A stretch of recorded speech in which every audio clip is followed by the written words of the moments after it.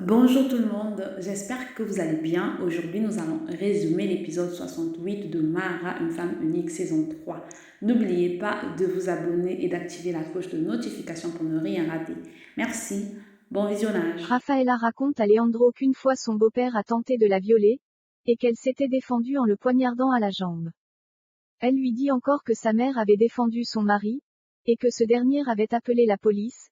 Il l'avait accusée de tentative d'assassinat et elle a été conduite dans un centre de détention pour mineurs et que c'est là-bas qu'elle a grandi. Rafaela lui informe qu'elle a porté plainte contre Umberto.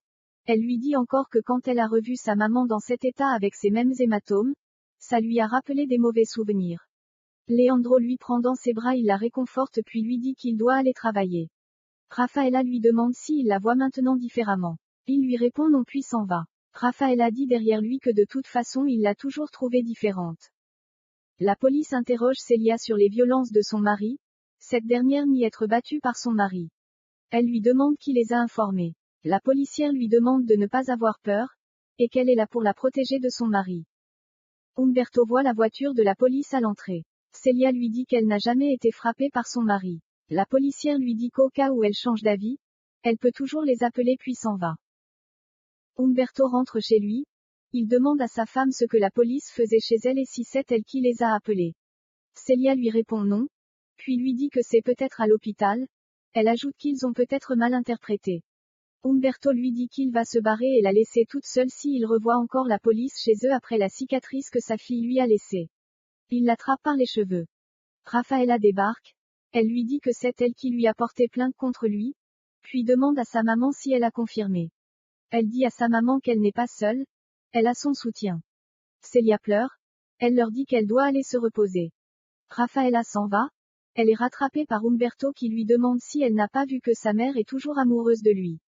Rafaela lui répond que jusqu'à ce qu'elle n'ait plus peur, et c'est là où il sera enfermé. Umberto lui demande si ça lui a pas suffi d'avoir tenté de le tuer. Elle lui dit qu'elle regrette de ne pas l'avoir fait, mais s'il continue elle finira ce qu'elle avait commencé parce qu'elle est maintenant une femme. Umberto lui dit que la femme est très faible et meurt, son rôle c'est d'être servante. Il essaie de la toucher, elle lui met une claque, puis s'en va. Benedicta prend les nouvelles de Tomé auprès de Mara. Cette dernière lui dit qu'il est très fort. Benedicta lui demande si elle sait que Tomé sera remplacé par le chirurgien David Peneda. Mara lui répond oui. Elle lui demande ensuite si elle le connaît. Benedicta lui dit qu'ils ont étudié ensemble à l'université, et que Tomé et lui étaient en concurrence pour celui qui aura la meilleure note. Mara lui demande qui l'avait. Benedicta lui dit de demander à Tomé, et ajoute qu'elle préfère que ce soit lui qui le fasse. David Peneda passe un appel.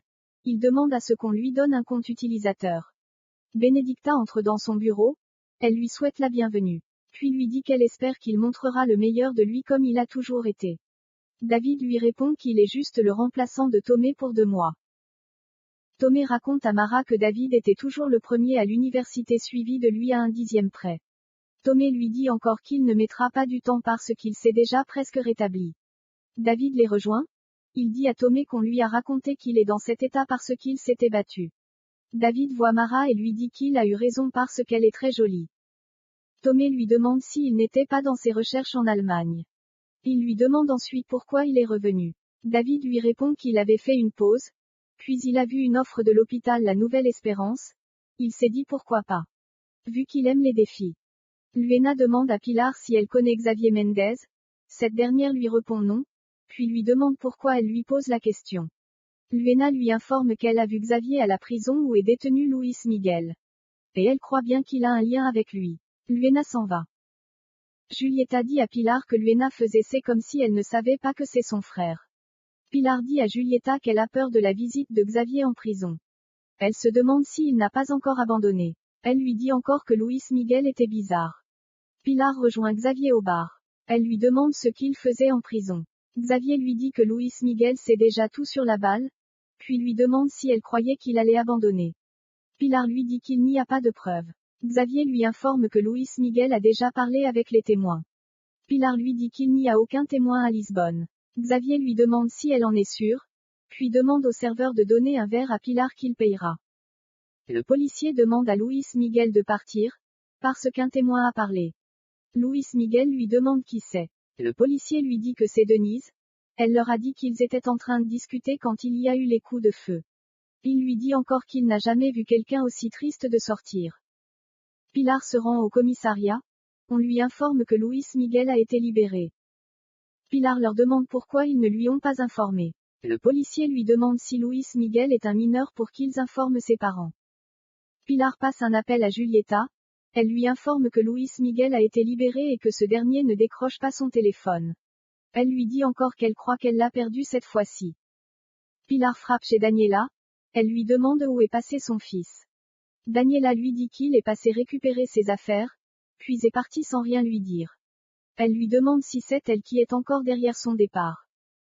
Luis Miguel est reçu par son ami sur l'île Corvo. Ce dernier lui demande ce qu'il est venu faire. Luis Miguel lui dit qu'il a besoin de prendre du recul et se changer des idées. Francesca est heureuse de prendre un verre avec Léonore. Cette dernière lui dit qu'elle lui avait promis qu'elle se sentira bien. Clara les voit, puis fait un demi-tour. Rafaela voit sa mère passer sur un brancard. Tomé fait sa physiothérapie. Luis Miguel prépare ses filets de pêche.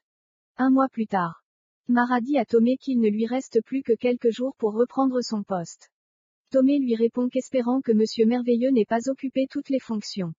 Mara lui demande pourquoi il n'aime pas David. Elle lui demande encore s'il y a une autre raison en dehors de leur rivalité à l'université. Tomé lui demande si elle pense que c'est un envieux. Mara lui dit qu'elle sait qu'il n'est pas comme ça. Voilà pourquoi elle essaie de comprendre. Et parce que David est apprécié de tous. Tomé lui dit qu'il n'aime pas les carriéristes. Et s'en va. Mara le rattrape. Elle lui dit qu'elle n'apprécie pas son comportement.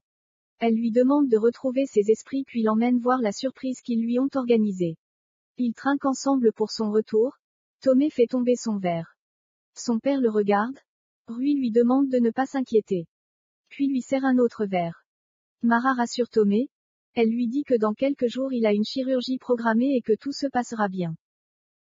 Pilar appelle Mara. Elle lui dit qu'elle passera à l'hôpital pour lui parler. Julieta demande à Pilar si elle croit que Mara est au courant de l'endroit où peut être Luis Miguel. Pilar lui répond oui. Elle lui dit qu'ils ont des enfants ensemble et il est censé l'informer.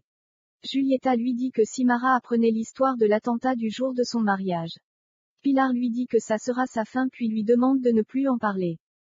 Luis Miguel pense à ce qu'on lui a raconté.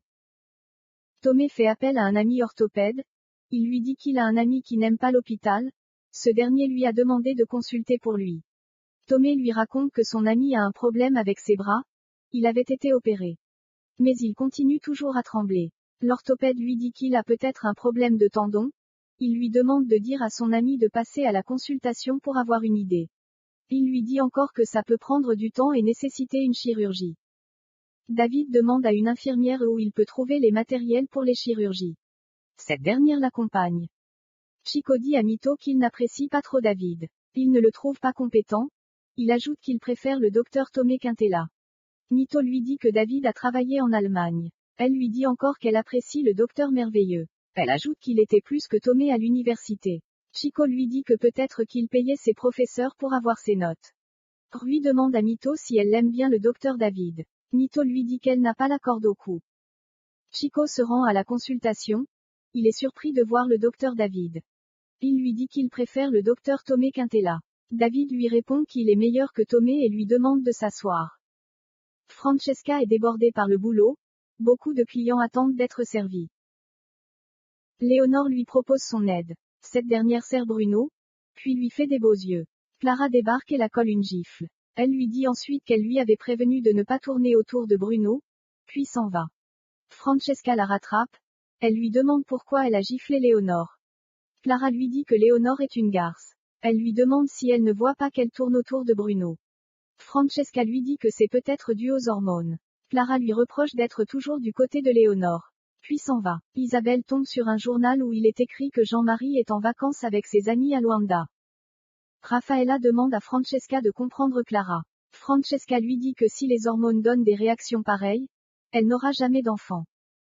Rafaela demande à Luena ce qui ne va pas. Elle lui dit qu'elle va bien, et elle n'a pas de nouvelles de Norberto depuis un mois. Elle qui croyait qu'il allait faire quelque chose. Luena lui demande si elle a des nouvelles de sa mère. Elle lui dit que sa mère a été hospitalisée 2 fois de suite à l'hôpital. Umberto fouille de l'argent dans le portefeuille de sa femme. Cette dernière lui dit qu'elle souffre pour en gagner. puis lui demande de l'aider pour qu'ils aient une vie meilleure. Umberto lui demande si elle croit qu'il fait exprès de ne pas vouloir travailler. Il lui demande ensuite si elle croit que c'est un voleur. Il lui frappe avec une bouteille sur la tête puis lui dit de demander pardon.